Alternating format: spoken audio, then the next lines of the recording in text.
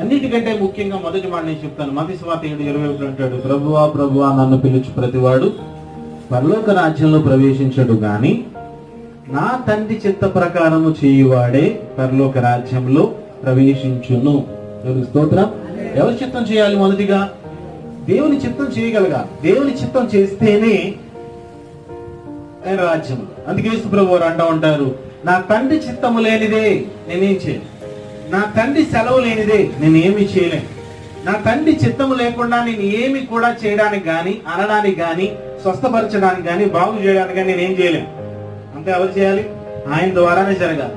ఆయన పలుకమనకుండా నేను ఒక మాట కూడా పలుకలేను, ఆయన చేయమనకుండా ఏ పని చేయలేను అని ఎప్పుడు కూడా యేసు ప్రభువు వారు ఎప్పుడు కూడా పాయింట్ చేసేది ఎవరి మీద అంటే తండ్రి మీదే. తండ్రి తండ్రి తండ్రి తండ్రి తండ్రి. ఇంకా మాట్లాడిన ప్రతి మాటకి కూడా తండ్రి యొక్క చిత్తాన్ని చేయడానికి భూలోకంలో ఆయన